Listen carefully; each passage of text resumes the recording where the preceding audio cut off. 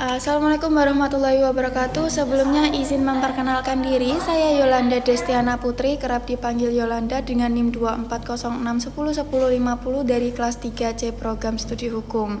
Jadi di sini saya ingin membuat tugas video dari dari mata kuliah Bapak Nizam tentang hukum perjanjian. Pengertian hukum perjanjian. Hukum perjanjian adalah bagian dari hukum perdata yang mengatur hubungan hukum antara dua pihak maupun lebih yang menimbulkan hak dan kewajiban. Perjanjian itu lahir dari kesepakatan para pihak dan bersifat mengikat layaknya undang-undang bagi mereka yang membuatnya. Dasar hukum utamanya itu ada di pasal 1313 KUH Perdata. Lalu ada pula unsur-unsur perjanjian. Agar suatu perjanjian dapat terjadi harus memenuhi unsurnya, yaitu yang pertama adanya para pihak minimal dua pihak, yang kedua adanya kesepakatan, yang ketiga adanya prestasi yaitu hak dan kewajiban, dan yang keempat adanya hubungan hukum. Sedangkan syarat sah dalam perjanjian itu sudah diatur dalam pasal 1320 KUH Perdata. Perjanjian itu sah apabila memenuhi 4 syarat. Yang pertama itu kesepakatan para pihak, kecakapan hukum, objek tertentu, dan sebab yang halal. Jika syarat subjektif tidak terpenuhi, perjanjian itu dapat dibatalkan. Jika syarat objektif tidak terpenuhi, perjanjian itu batal demi hukum. Asas-asas dalam hukum perjanjian ada beberapa asas penting. Yang pertama asas kebebasan berkontrak, asas konsensualisme, asas itikat baik, asas kepastian hukum, asas mengikat. Asas ini tuh menjadi pedoman dalam pembuatan dan pelaksanaan perjanjian. Ada pula jenis-jenis perjanjian. Perjanjian itu dapat dibedakan menjadi perjanjian tertulis dan lisan, perjanjian bernama seperti jual beli, sewa menyewa, perjanjian tidak bernama, perjanjian sepihak, dan timbal balik.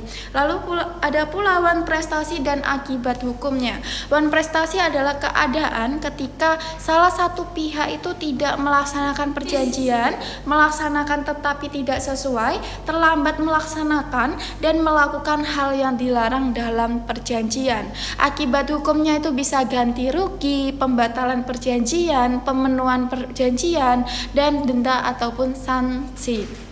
Ada pula berakhirnya perjanjian.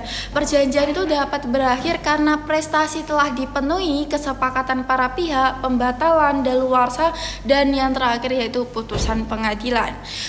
Di sini saya memberikan contoh kasus sederhana, misalnya perjanjian sewa menyewa rumah. Jika penyewa tidak membayar sesuai waktu yang disepakati, maka ia telah melakukan wan prestasi dan dapat dikenakan sanksi sesuai perjanjian. Lalu kita masuk nih ke pentingnya hukum perjanjian dalam kehidupan sehari-hari. Hukum perjanjian itu berperan penting dalam transaksi jual beli, kontrak kerja, kerjasama usaha, dan perjanjian digital atau online. Tujuannya adalah memberikan kepastian hukum dan perlindungan bagi para pihaknya. Lalu hukum perjanjian itu hadir untuk menjaga keadilan dan kepastian dalam setiap kesepakatannya.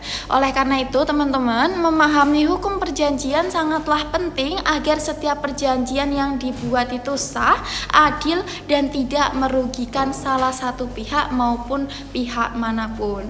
Berikut tugas video dari saya. Mohon maaf bila ada salah kata, materi, atau tutur dari kata saya.